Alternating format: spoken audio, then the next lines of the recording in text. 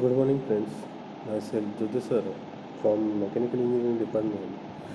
Now, today we are studying about third year Mechanical Engineering subject named as a Power Engineering and Refrigeration, in which today's topic named as a ice plant. Okay, in this topic we are studying about the ice plant, the construction and working about the ice plant, and also the the applications, and also the depending upon the capacity of the plant and equipment selected as, and also the component about the ice plant. These are the topics are studied in this lecture.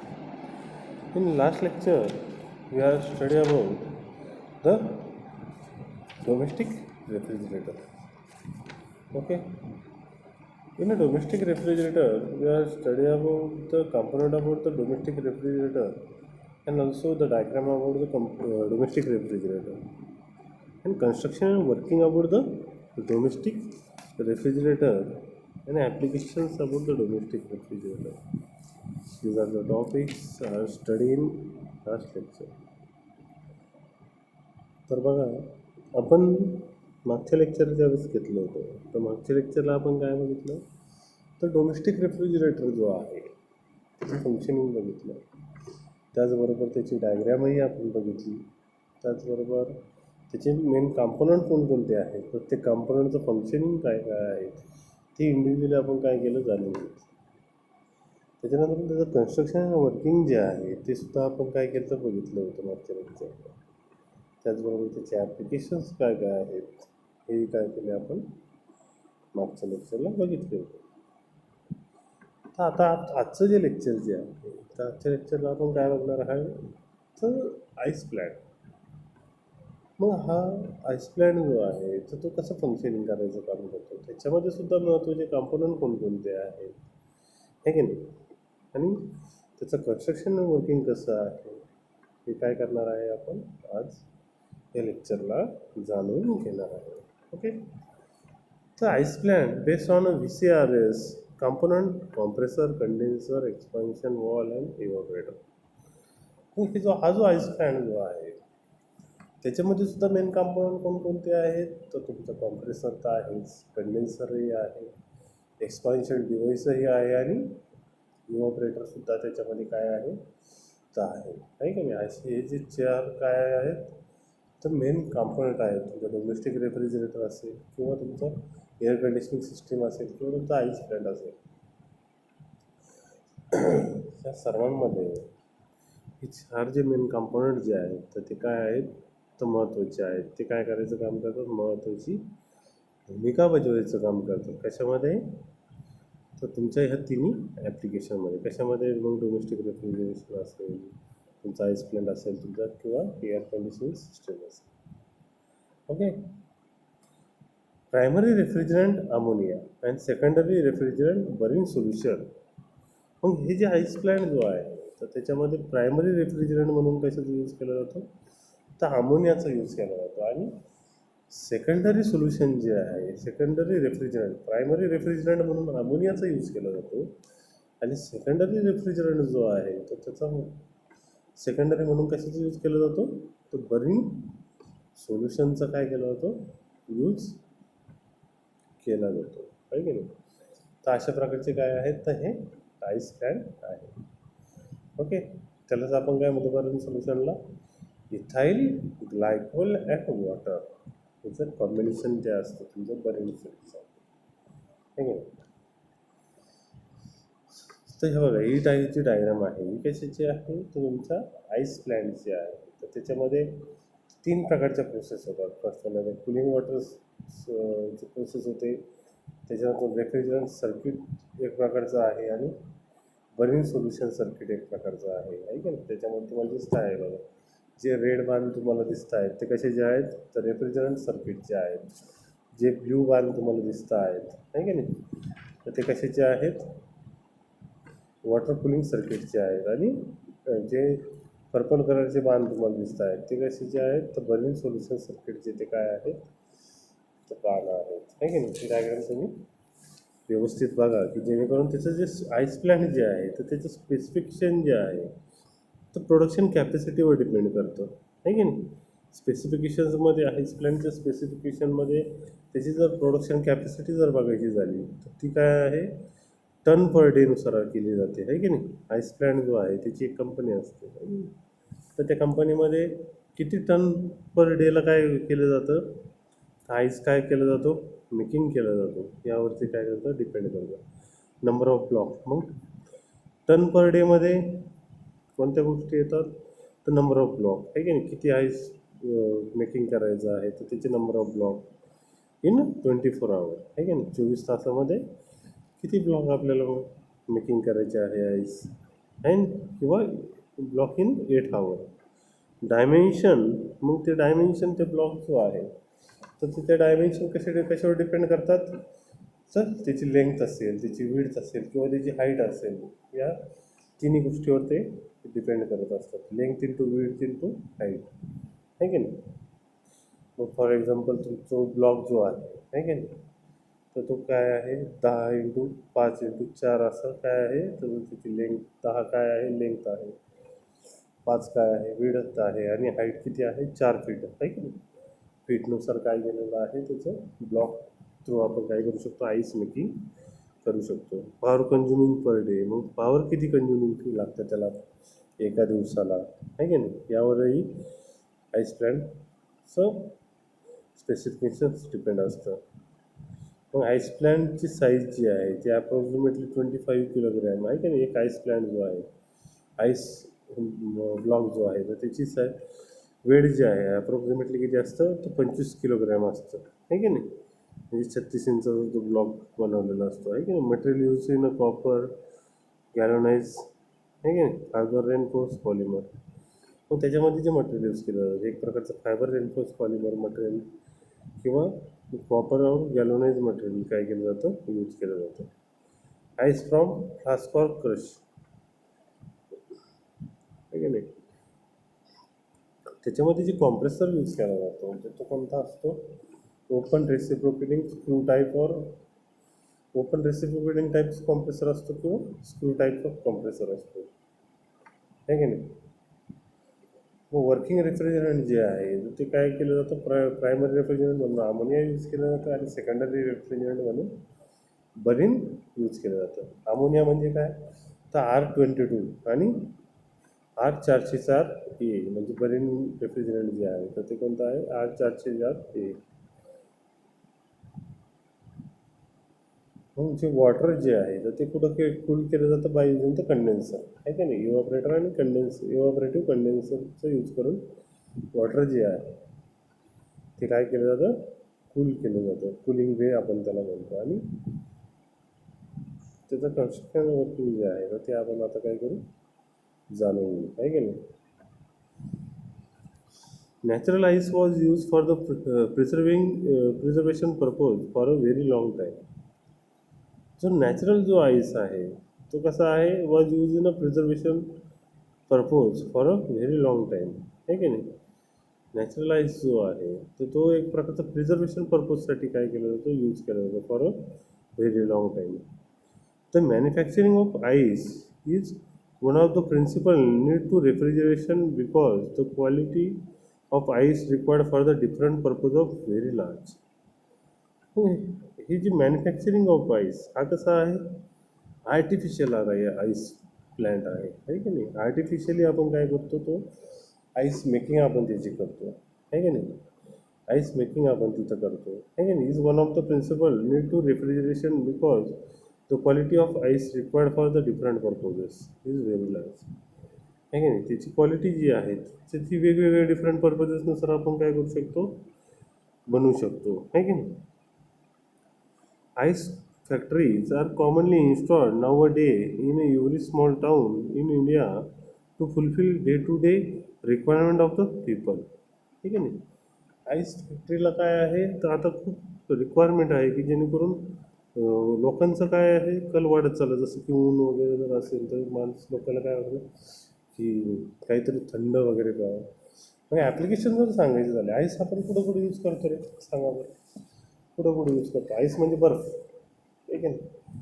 बर्फ आपण कुठं कुठं use करतो, application काय सांगतो थोडक्यामध्ये, की बर्फाचे आईस्क्रीम असेल, रसवंतीगृह असेल, आहे की नाही, उसाचा रस पितं का नाही तुम्ही, मग तिथं सुद्धा नाही का ते टाकतात की नाही त्याच्यामध्ये आईस, आहे की नाही, त्याच्यामध्ये बर्फाचा गोळा असेल, आहे की नाही, उन्हाळ्याच्या दिवसामध्ये तुम्ही बघितलं असेल की हातगाड्यावर बर्फाचे गोळे भेटतात, आहे की नाही, तर ते परत अजून हं? अजून कुठे यूज केला जातो आईस, फिश प्रिझर्विंग, आहे की नाही, मासे नाही का स्टोअर करून ठेवण्यासाठी, आहे की नाही, म्हणजे तुम्ही बघा जे मासे जे आहेत ते समुद्रातून पकडल्यानंतर ते ट्रान्सपोर्ट केले जातात, मग ट्रान्सपोर्ट करताना ते खराब होऊ नये म्हणून त्याला काय केलं जातं, आईसमध्ये काय केलं जातं, ठेवलं जातं, आहे की नाही, तर असे काय आहेत, तर काही सम ॲप्लिकेशन्स आहेत तुमच्या आईसचे, आहे की नाही, now day fulfil day to day requirement of the people, आहे की नाही, म्हणजे लोकांची वाढती म्हणजे लोकांना काय लागतंय, सगळं रिक्वायरमेंट वाढते लोकांची, कशाबद्दल, तर आईसबद्दलची, आहे की नाही, मग ते उन्हाळ्याच्या दिवसामध्ये असेल किंवा इतर दिवसामध्ये असेल, आहे की नाही. The conventional comparison refrigerant system is commonly use in ice production. मग हे काय केलं जातं, एक प्रकारची कॉन्व्हेन्शनल कॉम्प्रेसेशन रेफ्रिजरेशन सिस्टीम काय केली जाते या आईस प्लॅन्टमध्ये यूज केली जाते, आहे की नाही. The indirect method of the cooling is use for the ice production.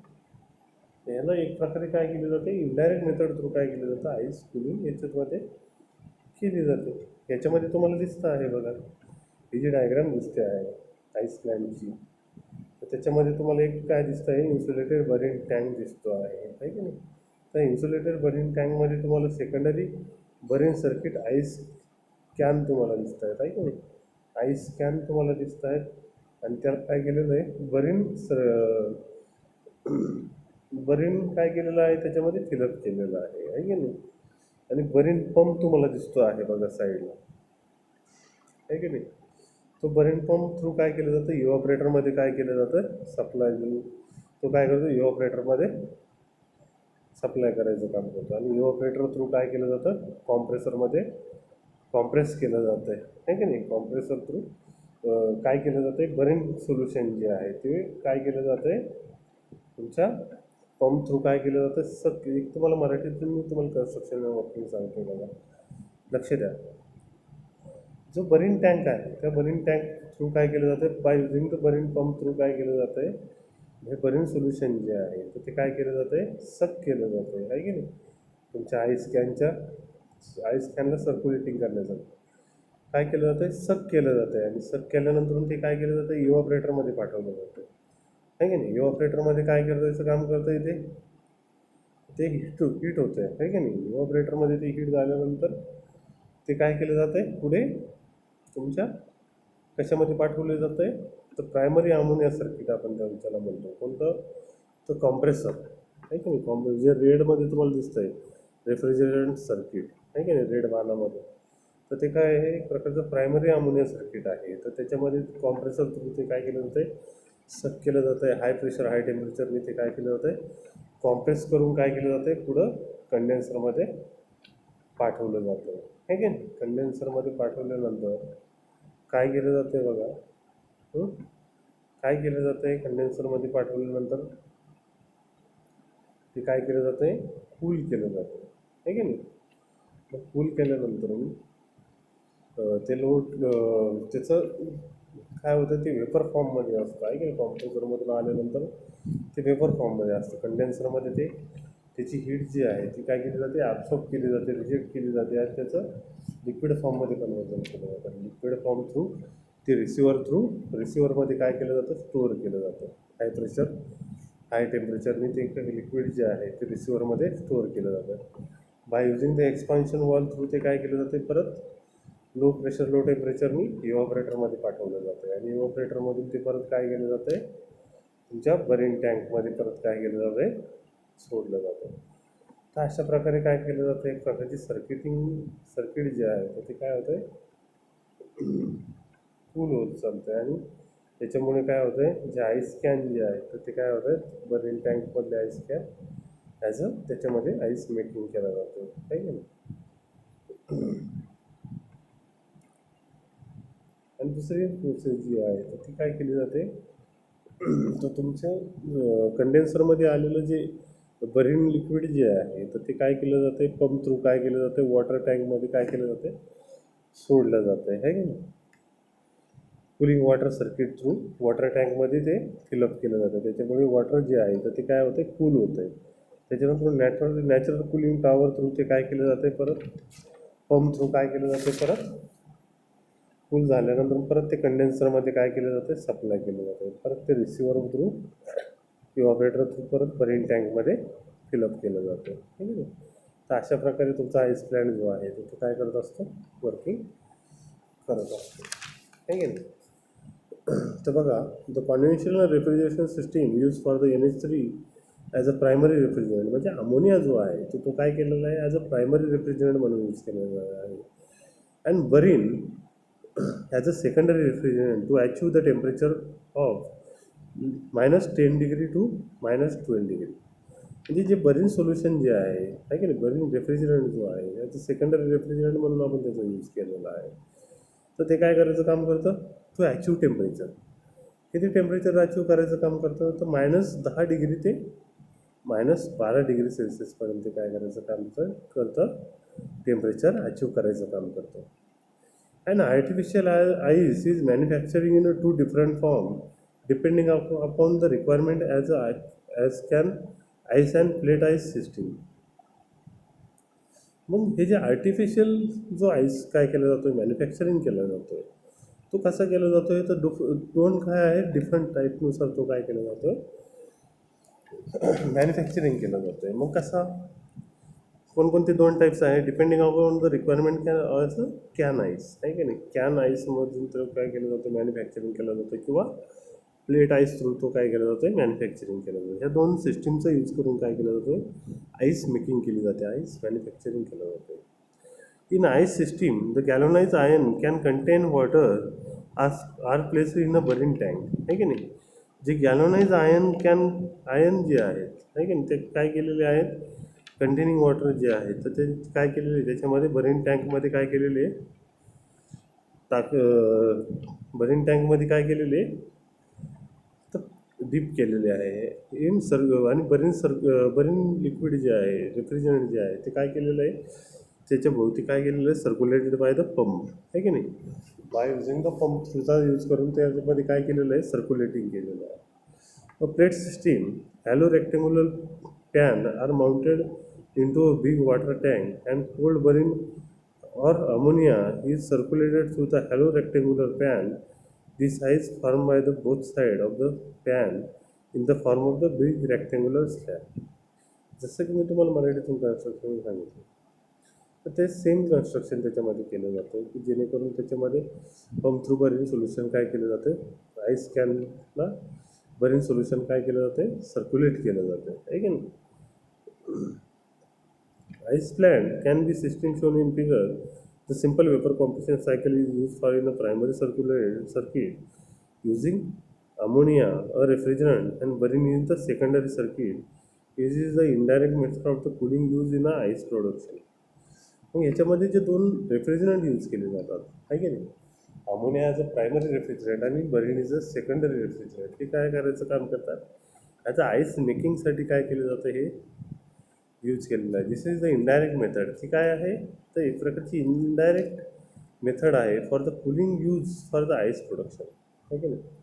एक प्रकारचं कूलिंगही करण्यासाठी आणि आईस प्रोडक्शन करण्यासाठी ती कशी आहे, यूज केली जाते.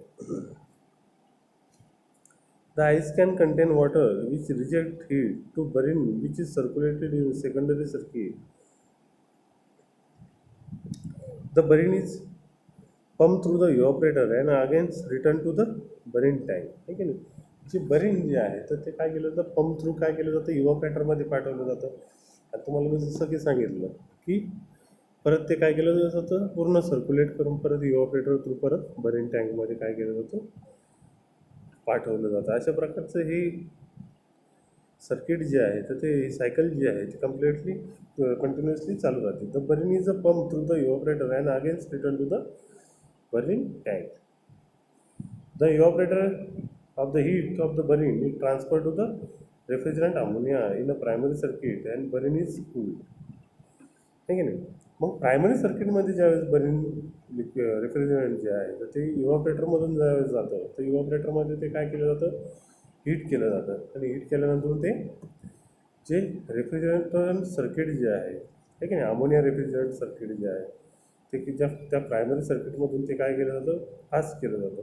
मग पास केल्यानंतर प्रायमरी रेफ्रिजरंट सर्किट काय करायचं काम करतो, तर बरीन रेफ्रिजरंटला काय करायचं काम करतो, कूल करायचं काम करतो.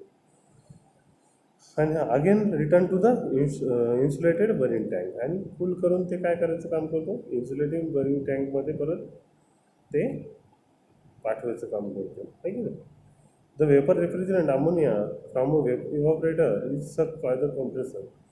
जे वेपर रेफ्रिजरंट जो आहे की नाही, तो काय करायचं काम करतो, कॉम्प्रेसर सक करायचं काम करतो. आहे की नाही, to a high pressure and this is condense to the condenser. आणि कंडेन्सरमध्ये तो काय केलं जातं, ते रेफ्रिजरंट कंडेन्स केलं जातं आहे with the help of the water of the condenser by cooling water circuit. मग ते कसं कंडेन्स केलं जातं आहे, तर by using the cooling water circuit through. The high pressure liquid ammonia is collected in the receiver.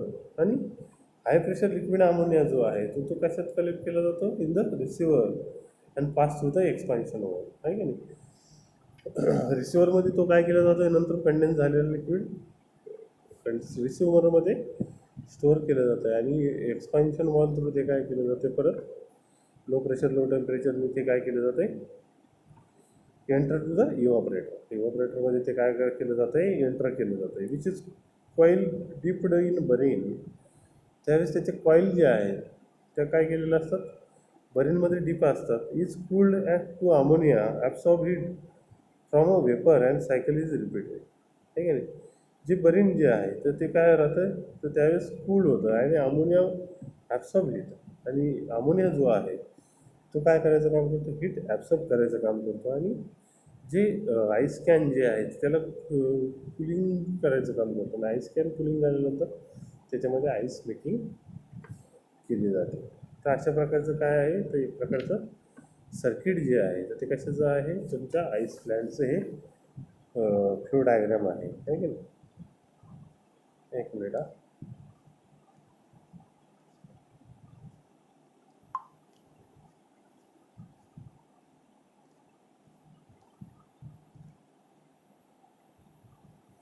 तर अशा प्रकारे काय करायचं काम करते तुमची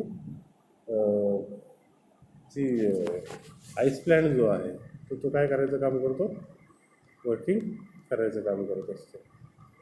तर त्याच्यामध्ये कॉम्पोनंट ऑफ आईस प्लॅन्ट. मग आईस प्लॅन्टचे कॉम्पोनंट कोणकोणते आहेत, तर कॉम्प्रेसर आहे, कंडेन्सर आहे, इव्हॉपरेटर आहे, आईस कॅन्स आहेत, बरीन सोल्युशन आहे, कूलिंग वॉटर आहे, आणि कूलिंग टॉवर आहे, आणि एक्सपान्शन डिव्हाइसेस. तर हे काय आहेत, तर मेन कॉम्पोनंट्स आहे कशाचे, आईस प्लॅन्टचे. त्याच्यानंतर आईस प्लॅन्टमध्ये as a ammonia as a primary refrigerant म्हणून यूज केला जातो. आणि brine is as a secondary refrigerant take a heat from water produce ice. ठीक आहे नाही. जेणेकरून आपण बाय युझिंग द वॉटरचा यूज करून काय करू शकतो, आईस प्रोडक्शन करू शकतो आहे की आईस मॅन्युफॅक्चरिंग करू शकतो आहे की नाही.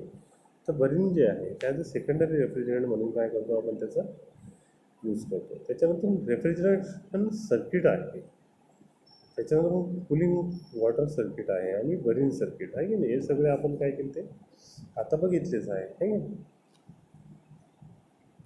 हो, why do we use brine solution.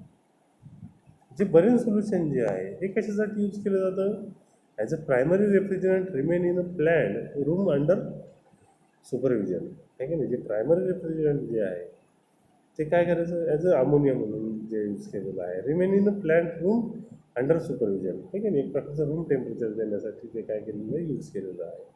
म्हणून हे सेकंडरी यूज रेफ्रिजरंट काय केलेलं आहे, बरीन सोल्युशन म्हणून यूज केलेलं आहे. Hazardous ammonia can be use as a refrigerant. जास्त प्रमाणात जर अमोनिया यूज केला तर ते काय आहे, तर हझार्डस आहे की नाही. त्याच्यानंतर ते धोकादायक आहे. त्याच्यामुळे हे brine solution as a secondary refrigerant म्हणून यूज केलेलं आहे. Provide hold over large mass flow rate, आहे की नाही. जो अमूल जे बरीन रेफ्रिजरेटर जे आहे सेकंडरी रेफ्रिजरंट, त्याचा मास फ्लो रेट जो आहे तो कसा आहे, लार्ज आहे, म्हणून तो काय केलेला आहे मोस्ट ऑफली यूज केलेला आहे की नाही. तर हे काय आहे, तर आईस प्लॅन्टचं कन्स्ट्रक्शन वर्किंग आहे. आय होप सो की तुम्हाला हे आईस प्लॅन्टचं कन्स्ट्रक्शन वर्किंग जे आहे ते व्यवस्थित समजलं असेल. ओके, ठीक आहे, थांबू आपण इथे.